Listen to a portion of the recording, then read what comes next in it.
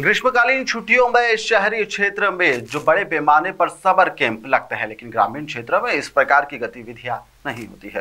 वहीं पर हॉस्टल में रहने वाले ग्रामीण परिवेश की लड़कियां ग्रीष्मकालीन छुट्टियों का कुछ क्रिएटिव उपयोग भी नहीं कर पाती है। इसलिए इन्हें गर्मी की छुट्टियों में सामान्य ज्ञान, इंग्लिश स्पोकन जैसी किताबों का अध्ययन करना चाहिए। वहीं पर ब्यूटी वेलनेस कंप्यूटर को भी इन्हें सीखना चाहिए। वहीं पर शासकीय उत्कृष्ट कन्या छात्रावास की अधीक्षका जानकी कोटिया ने यह जानकारी दी है। इंडिया नाउ चैनल के संपादक संजय नजाम से उन्होंने खास बातचीत करी है। इसके दौरान कई बातों पर उन्होंने अपने विचार प्रकट किए हैं।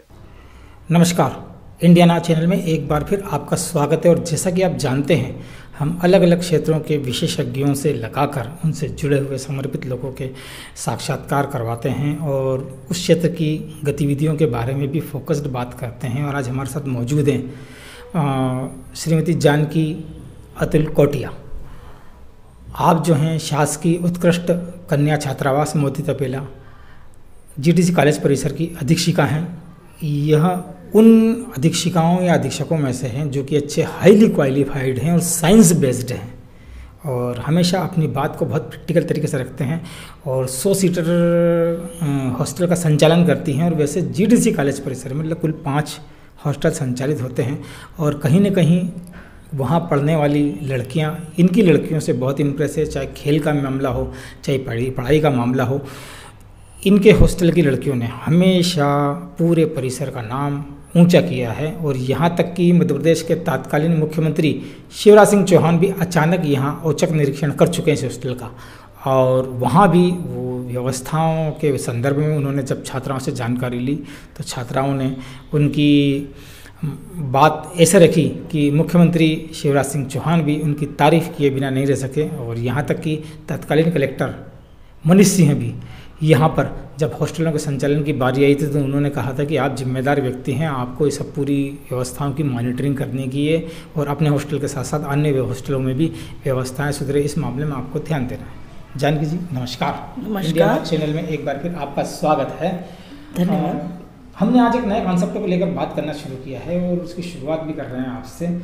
हमने देखा है कि शहरी क्षेत्रों में तो कोई दिक्कत नहीं, बहुत बड़े बड़े समर कैंप लगते हैं और इन समर कैंप में बड़ी अच्छी अच्छी गतिविधियां होती हैं, चाहे तैराकी हो, क्रिकेट हो, चाहे स्पोकन इंग्लिश हो, चाहे मैथमेटिक्स की स्पेशल क्लास हो नेक्स्ट क्लास को लेकर, और या फिर ना और भी दूसरी तमाम कंप्यूटर क्लासेस वगैरह हैं। लेकिन मेरे को ये देखने में आता है कि ग्रामीण क्षेत्र में इन चीज़ों का नितांत अभाव। शहरों में तो बहुत ज़्यादा होते हैं, लेकिन जो आप एक ऐसे हॉस्टल की संचालिका हैं जिसका कि ग्रामीण बेस्ड है और बाहर की लड़कियां, इंदौर जिले के संभाग के बाहर की लड़कियां, अंचल की लड़कियां जो हैं आपके वहाँ पे हैं, ये ग्रामीण लड़कियां ही नहीं, पूरे मध्य प्रदेश में ऐसे तमाम क्षेत्र हैं जिस प्रकार की स्थिति आपके वहाँ है। ये ग्रामीण क्षेत्र में लड़कियां जो है यहाँ पढ़ने आती शहरी क्षेत्र हॉस्टलों में। इसके बाद ये अभी छुट्टी लगने वाली है, छुट्टी लगने के बाद में ये वापस अपने गाँव चली जाएंगी जी। तो इन्हें इस प्रकार की अगर समर कैंप तो खैर वहाँ लगते नहीं, फिर वह कंप्यूटर, जनरल नॉलेज और आपका स्पोकन इंग्लिश और ये जो तमाम क्रिएटिविटी वाली जो है ब्यूटी एंड वेलनेस ऐसी जो है विद्याएं अगर सीखना चाहे तो उन्हें क्या करना चाहिए?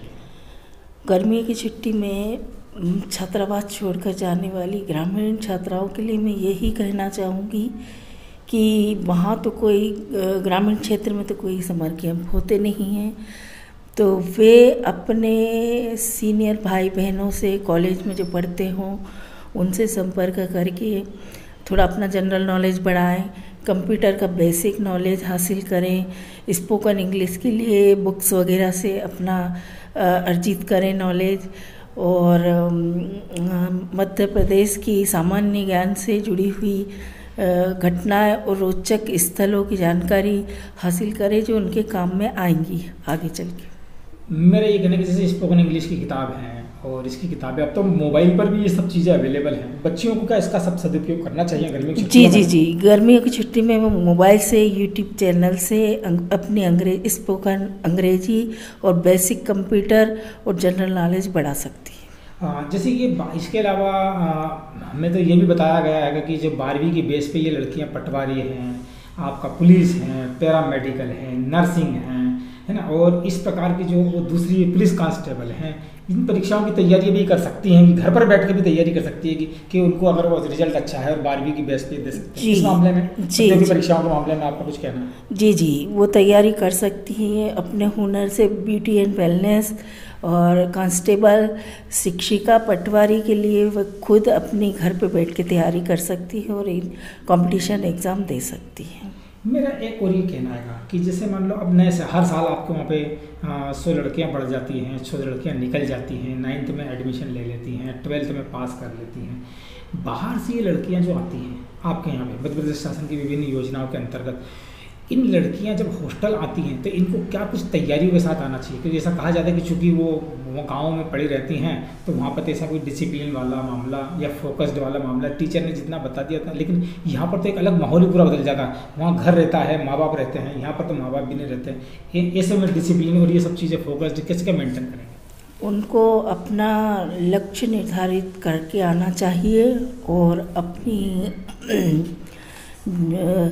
लक्ष्य के साथ साथ समय का उपयोग करना चाहिए। बच्चे को अपना डिसिप्लिन मेंटेन करना चाहिए, क्योंकि वो 10 तरह की छात्राओं के बीच में आई हैं तो उन्हें अपने लक्ष्य से नहीं भटकना चाहिए।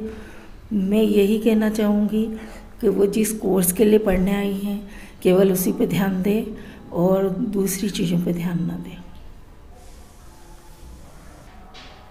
ग्रामीण क्षेत्र में जो लड़कियां हैं वो जैसे माँ बाप रहते हैं, भाई बहन रहते हैं, काका बाबा रहते हैं, मामा रहते हैं, तो ये लोगों तो सब लोगों को दिक्कत है, इन सबका सपोर्ट रहता था। लेकिन जब लड़की अपना गांव का घर छोड़कर यहाँ आती है तो वो अकेली होती है। ऐसे में वो अपनी सेहत का, अपने खान पान का कैसे ख्याल रखें? क्योंकि हॉस्टल में आमतौर पर इस प्रकार के खाना जैसा मिल रहा है वही खाना पड़ेगा आपको या ये होगा। हालांकि आपके खाने की तारीफ तो खुद मुख्यमंत्री भी कर चुके हैं, लड़कियां भी कर चुकी हैं कि हमारे खाने का, लेकिन ज़रूरी नहीं कि सभी आपके जैसी अधीक्षिका हों। लेकिन फिर भी खान पान को लेकर, बच्चियों को और सेहत को लेकर क्या सावधानियाँ रखना चाहिए? मैं छात्राओं के, बच्चियों के लिए एक ही बात बोलना चाहूँगी कि वो बाहरी वस्तुएं ना खाएं। बाहर की चीज़ें, बनी हुई बेक, समोसा, ये हम लोग भी अवॉइड करते हैं। और एक फ्रूट्स डेली डाइट में ज़रूर रखें, ग्राउंड नट्स, जिससे उनका ब्लड HB अच्छा बना रहे, क्योंकि इस एज में लड़कियों का HB अच्छा होना बहुत ही ज़रूरी है। चुकंदर जैसा फल जो है सैलेड के रूप में बच्चियों को हमने यूज़ करा के लगभग 10 HB वाली बच्ची का 15 HB करवा लिया है। तो मैं हमेशा ये कहूँगी कि सैलेड का उपयोग करें बच्चियाँ, फ्रूट्स खाएं और अपनी स्वास्थ्य और साफ़ सफाई का ज़रूर ध्यान रखें। बच्चियों को हमने इस साफ़ सफाई के लिए हम शिविर भी कराते रहते हैं, जिससे बच्चियाँ अवेयर रहें। मेरा एक और कहना है कि चलो ये तो कोई पढ़े लिखे की है ना, प्रतियोगी परीक्षा की तैयारी को बचे, लेकिन मान लीजिए किसी लड़की का स्पोर्ट्स में इंटरेस्ट है, वो अपनी स्पोर्ट्स में गतिविधियों कैसे आगे, क्योंकि आजकल का रेलवे हैं, बैंक हैं, इस बेस के ऊपर भी लड़कियों को नौकरियां लग रही हैं, कि खिलाड़ियों को नौकरियां लग रही है। और हाल ही में जो है वेंकटेश अय्यर को भी जो है अभी 2-3 दिन पहले जो है वो नौकरी दे दी गई है कि मध्य प्रदेश शासन ने, रेलवे ने नौकरी दे दी है कि इनको इनकम टैक्स ने नौकरी दे दी है। अब ये लड़कियाँ जो स्पोर्ट्स में करियर बनाना चाहती हैं और हॉस्टल में रहती हैं और स्पोर्ट्स में उनका बड़ा इंटरेस्ट है, ऐसी लड़कियों के लिए क्या कुछ? ऐसी लड़कियों के लिए मैं यही कहना चाहूँगी कि वे स्कूल के माध्यम से, मालव कन्या स्कूल में एक गेम्स का पीरियड है और वहाँ पे इंटरनेशनल, नेशनल लेवल पे खिलाने के लिए ले जाते हैं, उसमें पार्टिसिपेट। चौरे मैडम है, इंटरनेशनल तैराक है, जी हाँ। इसके अलावा जो है वो कहते हैं राठौर मैडम है ना, और आपका और भी कई टीचर हैं जी। और इंटर स्कूल के माध्यम से वो बच्चों को परफॉर्मेंस देते, भारती है, तो उनके 4-5 टीचर हैं वहाँ पे, मैं पहचानता हूँ। हम बच्चियों को वही बोलते हैं कि मैडम लोग से संपर्क करके आप लोग अपना पार्टिसिपेट करें और शाम को हॉस्टल में भी 2 घंटे खेल कूद के लिए उनका पूरा मैदान बना हुआ है, जिसमें बैडमिंटन, वॉलीबॉल, ये सब हम खेलने के लिए उनको प्रोवाइड कराते हैं। मेरा एक अंतिम क्वेश्चन है आपसे, कोई ऐसा संदेश पूरे मध्य प्रदेश में, आज जो है आपका इंटरव्यू है, हमारे भी हजारों लाखों व्यूवर्स देख रहे हैं यूट्यूब चैनल, इंस्टाग्राम के माध्यम से, ये जो है ये हॉस्टल में आने वाली बच्चियों को और हॉस्टल में रहने वाली बच्चियों को, उनकी सुबह 5 बजे से दिनचर्या चलती है तो रात को 9-10 बजे तक चलती है। इनको अपने समय का सदुपयोग कैसे करना चाहिए, इनको डिसिप्लिन के साथ साथ में फोकस्ड पढ़ाई के साथ साथ में अपने करियर को लेकर, प्रतियोगी परीक्षा की तैयारियों को लेकर, है ना, अपने स्पोर्ट्स की प्रैक्टिस को लेकर, इन सब को लेकर क्या कुछ अभी संदेश देना आप चाहेंगे?